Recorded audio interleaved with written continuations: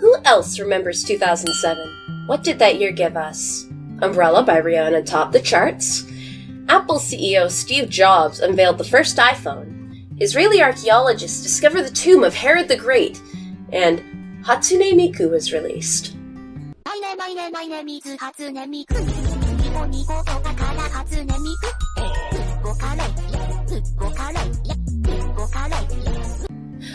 Vocaloid was the first real application of the digital pop star beyond having a mascot do a little dance or promote an item. While Vocaloid was created to be an instrument and a tool, something about that generation of Vocaloid captured the hearts and the minds of many artists and fans alike. As such, gave rise to a budding growth of musical producers who would go on to create some of the internet's most iconic music using Miku and her other fellow synths. Over time, the amount of Vocaloid music and quality was so overwhelming that it was collected.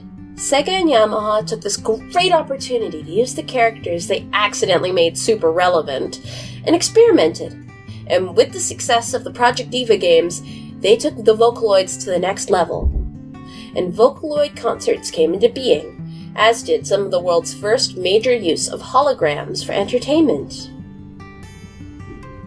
Miku was no longer a sound bank with tweakable aspects.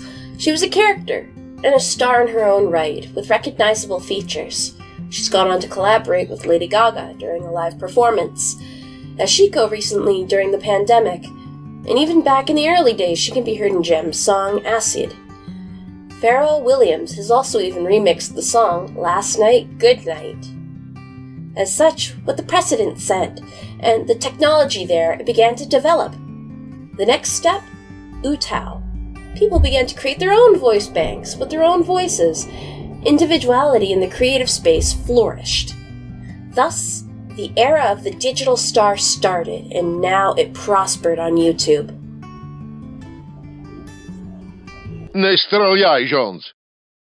Now, not everyone wanted to make a voice bank, but they wanted to sing themselves. Many people loved the songs created by Vocaloids and wanted to cover them. So some drew personas, some did not, and they began to grow within the community. These are known as the Utalites, and I'm going to refer to them as proto-Vtubers. These were the talent pioneers in the VTubing space, not showing a ton of their face, but being known for their recognizable voices in the anime communities. Two examples would be Riol or Jubiphonic.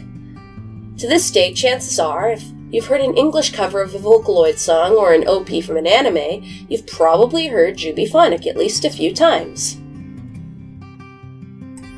The other chunk of the equation, the visual and personable portion of VTubing, would be all the art YouTubers, streamers, game commenters, PNG tubers. This began the shift of non-human faces into the content outside of music, but instilling the base of it in the content itself and the connection with the audience. Sometimes there would be a character associated with the channel, and sometimes not.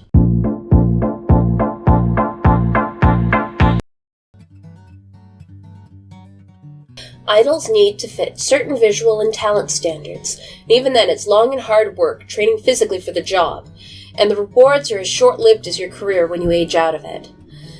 The smallest discrepancy could put your entire career in jeopardy, as it could wreck your branding and your image. Strict, harsh rules make it such that food, relationships, and media are restricted.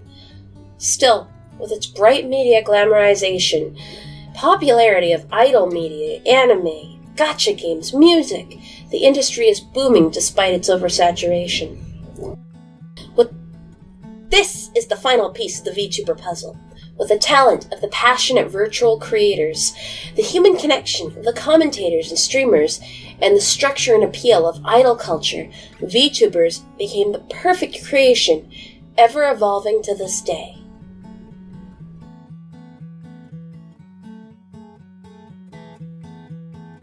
Enter Vocaloid and its birth to their digital pop star, and all of its influence afterwards, the appeal of immortal characters who have unchanging images, unless wanted, easily controllable, and less cost to train and house.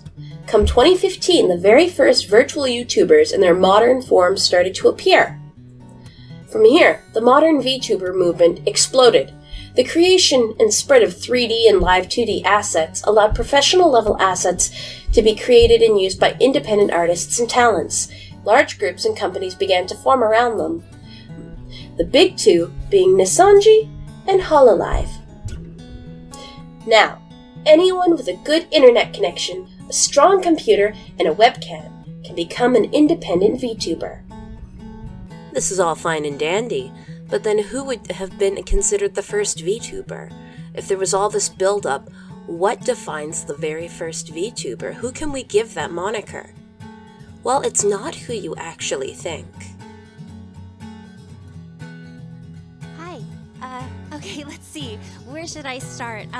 My name is Barbie Roberts. That's right. It was Barbie all along. In Japan, 2006 saw the earliest proper digital idol with a mascot for Nitro Plus, Supersonico, who would perform at events and star in games. She wouldn't debut, though, as an official vlogging VTuber, though, until 2018.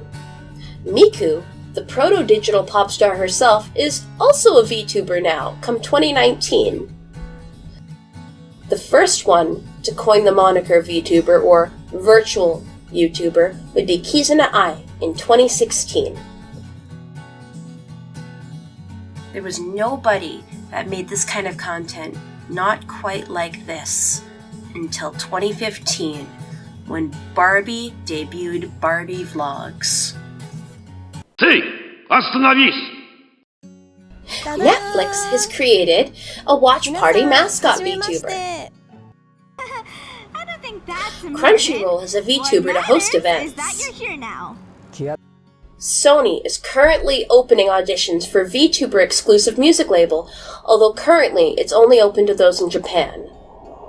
In Japan, VTubers are now collaborating with the police. Project Melody exists.